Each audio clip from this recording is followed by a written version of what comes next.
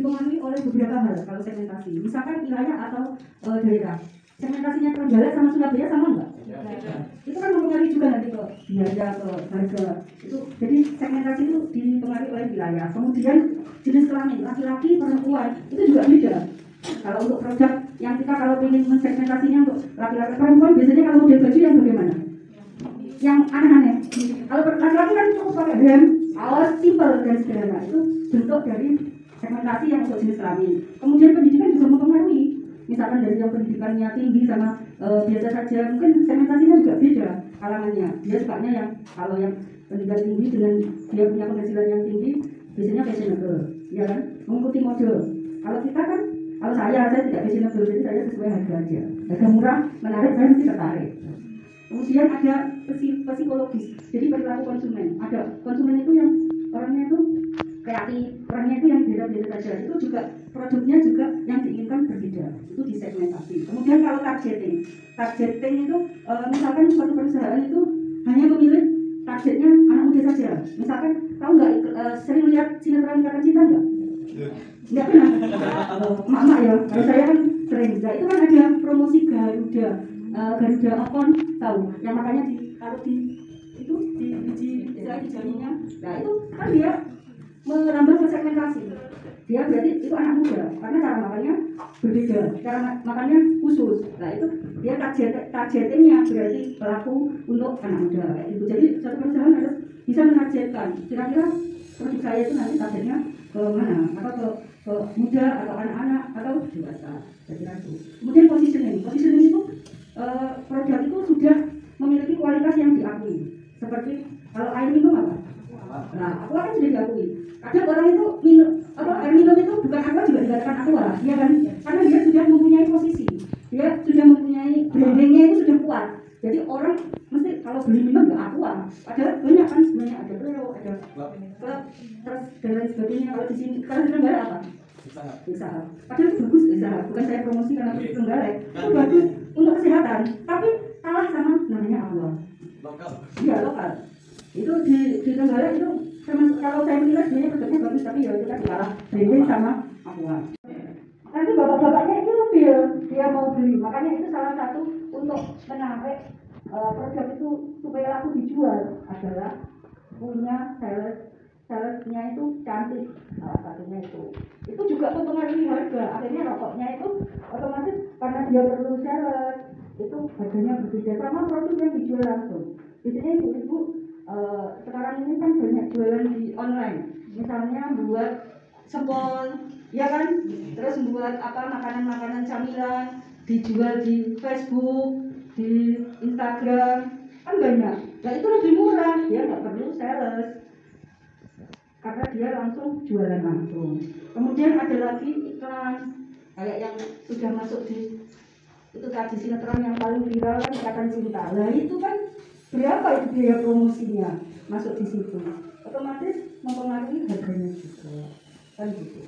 Jadi semua berpengaruh kepada proses pemasaran.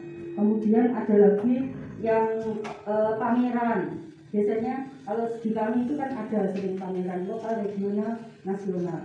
Nah itu produk-produk itu yang terkenal kayak misalkan pabrik-pabrik biasanya dia kan buka booth di pameran, otomatis dia promosinya via pameran. Itu yang offline. Itu sekilas tentang strategi pemasaran. Kemudian faktor-faktor apa yang mempengaruhi? Faktornya bisa dari perusahaannya semakin terkenal, otomatis produknya. Kemudian dari biaya tenaga kerja, bahannya itu lokal apa impor, itu juga pengaruh. Kalau batik, tahu nggak bahan-bahan batik itu bahan kimia, pewarna kimia itu dari mana? Dari luar negeri. Itu dari India, dari Jepang. Otomatis harga batik itu tidak murah. Kalau yang murah itu batik rinting, tapi bukan batik kulit. Kemudian belum lagi yang batik satu itu bisa berapa lama itu? 1 hari belum tentu selesai. Belum lagi proses pencelupannya, pewarnaannya itu harus perlu ditutup lagi, kemudian dicelup lagi, belum lagi dilorot, belum lagi nanti dicuci, dijemur. Nah itu prosesnya lama, otomatis harganya juga mahal. Kemudian kalau kita ada agen, ada distributor, otomatis kan mata rantai pemasarannya semakin panjang, harga juga berpengaruh. Kemudian para pelanggan fanatik, jadi ada beberapa pelanggan itu fanatik produk tertentu, otomatis juga meningkatkan jual. Tapi kalau nggak fanatik gitu ya dia harganya masuk beli, kalau enggak juga enggak, itu enggak apa-apa. Tapi kalau yang fanatik itu kan berapapun dia kejar, kayak produk-produk yang biasanya kayak tas itu atau baju yang suka baju branded, biasanya kan dia langsung ngejar, oh ini merek ini model ini apa, karena sudah fanatik dia pasti akan sendiri berapapun harganya. Kemudian pesaing, jadi pesaing produk kita itu misalkan buat jamur tadi, pesaingnya banyak setrenggalek, berarti otomatis semakin kompetitif kan, semakin harganya itu bisa banding-bandingan. Kalau misalkan dia nggak tahan, jadi yang nggak sehat. Nah, kayak tahu nggak Gandusari sentranya apa? Genteng, ya kan? Itu di desa Sukorejo hampir semua buat genteng, sekitar 500 unit usaha di sana. Itu kan saling banding harga. Kalau misalkan nggak sehat, kecuali di situ ada asosiasinya, asosiasi yang namanya soal genteng, jadi ada keseragaman harga. Kalau enggak kan nanti ada pembeli sini dipengaruhi sama sebelahnya, ke tempat saya aja harganya lebih murah, atau mungkin ongkosnya lebih murah. Kan kalau genteng itu kan ada biaya naik kan, biaya nurun kan, iya enggak? Nah, itu mungkin saya kurangi Pak di biaya yang naikkan atau gimana kayak gitu. Itu suatu bentuk apa ya, istilahnya bargaining dari para pesaingnya. Kemudian masyarakat umum, kalau ini kan secara umum masyarakat ada yang sebelahnya bareng-bareng sebelahnya sedang apa Bapak ini? Jualan apa ini? Jualan pisang kayaknya ya, coba enggak? Ini enggak jual pisang, yang banyak pisang sama apa? Kelapa ya? Kelapa. Nah ini itu offline, jadi pemasaran yang offline kayak di pasar, di pinggir-pinggir jalan. Kalau ini ibu ini jualan apa ini? Yang banyak, yang dominan aren, gula. Bisa gula aren, bisa gula kelapa. Misalkan ini aren. Ini bentuk yang jualan online, offline. Ini jualan baju. Nah ini lagi makan apa ini? Nah buat apa ini? Buat Indomie. Nah sekarang saya ingin menjelaskan sedikit tentang Dinas Kominfo. Dinas Kominfo itu ada fasilitasi namanya penjualan offline sama online. Kalau di kami offline-nya, misal tahu Galeri Gemilang? Di pojok, dulu Polres Lama ya. Di situ menjual semua produk Trenggalek.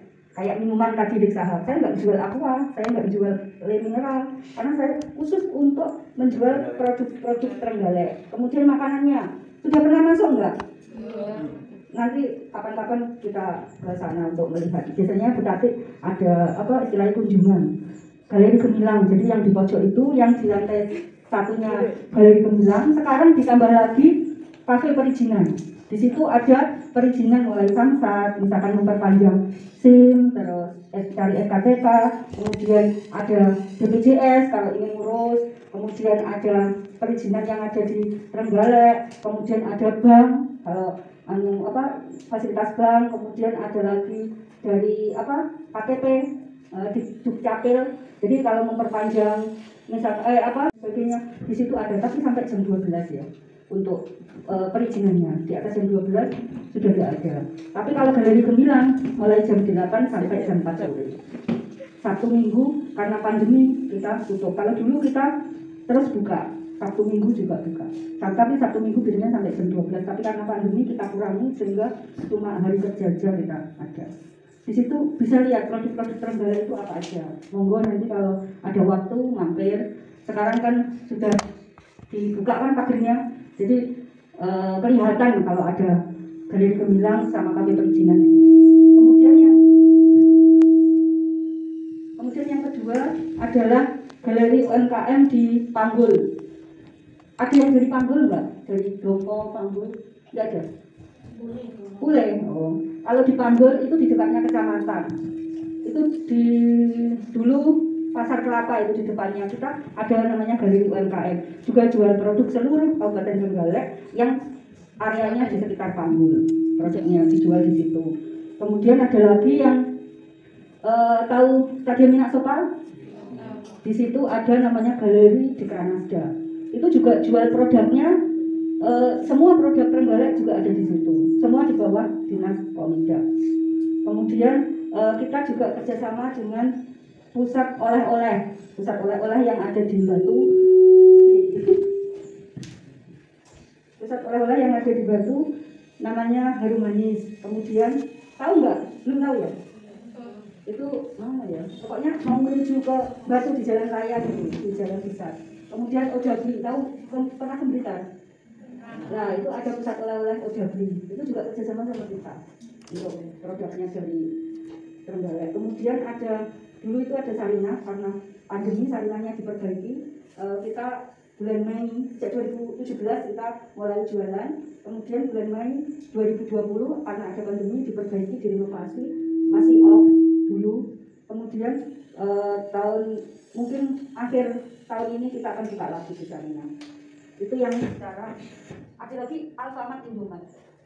Kalau ke Indomaret ada nggak jajanan basah?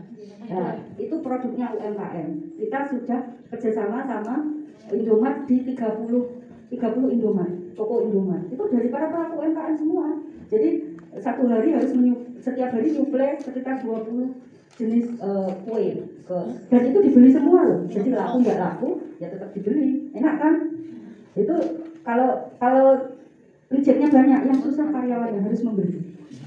Makanya karyawannya mesti kan, Bu ada kue basah, Mbak ada kue basah, karena dia harus membeli nanti kalau rejectnya banyak. Kalau misalkan banyak yang nggak laku, tapi sebenarnya nggak juga sih.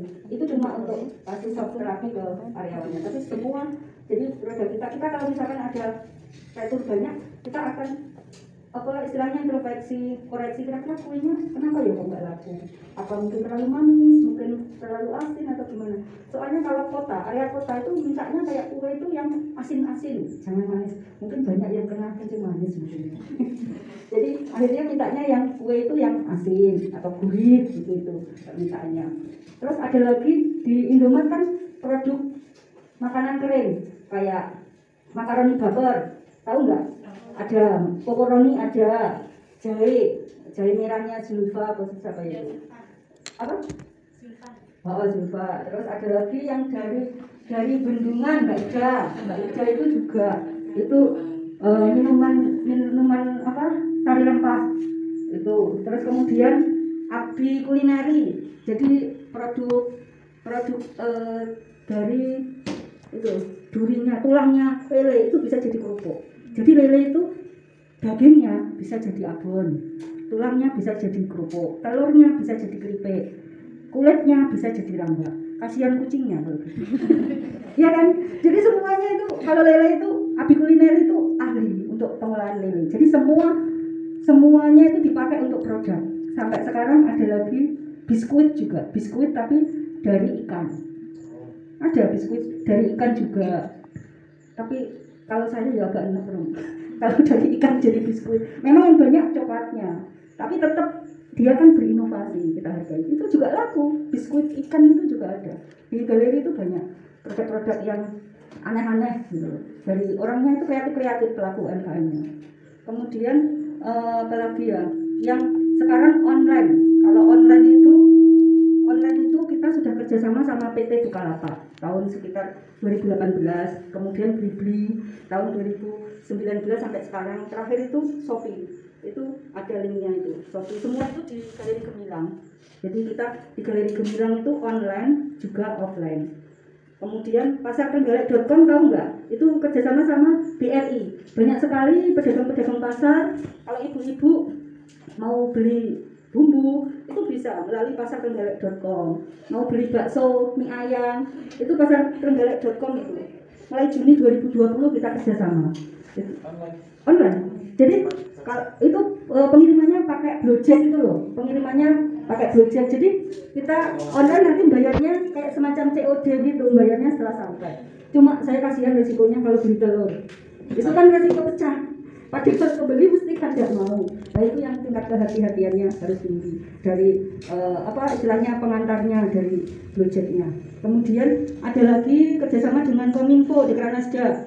Itu e-brosur UMKM, jadi bahasa UMKM Go ID atau apa ya lupa saya istilahnya eh, alamatnya itu apa? Brosur UMKM, jadi dasar UMKM Go ID apa gitu. Itu juga kerjasama sama Kominfo. Semua produk Trenggalek dijual juga di situ. Jadi secara online. Kemudian Instagram, ada Instagramnya Dekranasda, Instagramnya Galeri Gemilang. Pokoknya ikuti aja Instagram Galeri Gemilang, mesti kan ada produk-produk baru yang di post di situ. Kemudian Facebook, kemudian ada dari WA. Sekarang yang paling banyak apa? Yang baru itu penjualan lewat apa? TikTok. Nah, TikTok kan juga banyak orang jualan lewat TikTok itu hasilnya banyak juga. Karena sekarang itu ya TikTok kan juga dapat uang toh. Nah, biasanya anak-anak muda itu. Semua ini punya TikTok kan? Enggak. Rugi, bisa dapat uang dengan mendengarkan saja, melihat saja. Sekarang ini untuk ini apa nih? Gula apa yang sebelah ini? Gula aren atau gula kelapa. Yang satunya gula semut. Gula semut itu proses produksinya itu kayak digiling, kayak dihancurkan, dibuat semacam serbuk dan dengan metode khusus. Itu biasanya gula semut dipasarkan di hotel-hotel untuk minuman. Biasanya untuk yang diabetes atau apa itu kan tidak menggunakan gula putih, jadi pakai gula semut gitu. Gula aren sama gula semut. Kemudian nah ini yang dijual lewat Tokopedia atau apa ini? Ini secara online tadi. Jadi dia menjualnya secara online. Yang biasanya kayak gula itu 1 kilonya berapa? Gula merah. Gula aren jelas mahal. Gula merah berapa? 12. Masa boleh? 12. Sekitar 15 ke atas kayaknya. Kalau gula merah itu kalau di online yang ini kan cuma berapa gram itu? Yang 15 itu 25. Gula aren lebih mahal. Misalkan ini yang saya nggak tahu, gula aren lebih mahal. Kayaknya 35 sampai 40 1 kilonya. Itu kan cuma bijian, cuma berapa gram, tapi kan harganya mahal karena online. Itu bisa meningkatkan harga penjualan produk. Iya, ongkir. Kiloan. Biasanya kalau sesama Jawa Timur sekitar 8.000, ya kan? 8.000 atau 10.000 sama Jawa Timur. Kalau Jakarta, saya pengalamannya 20.000. Ya kalau kita ya nggak perlu. Kita beli gula aren di Bule masa lewat online. Ini untuk produk. Nah ini kalau pemasaran online itu kuncinya di pembuatan konten, ya kan? Konten itu misalkan dari mulai fotonya itu harus menarik, foto produknya. Sekarang kan ada kayak studio foto itu. Kalau misalkan enggak, itu harganya sekitar 150. Kalau misalkan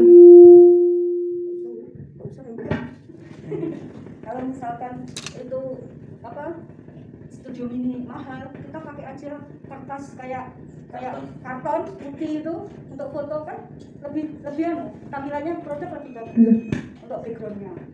Kemudian judul produknya lebih menarik.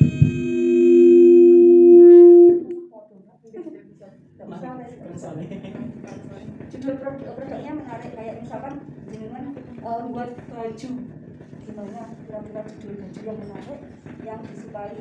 Tinggal segmennya dulu, kita angkat segmennya muda apa emak-emak atau apa yang kecil, balita.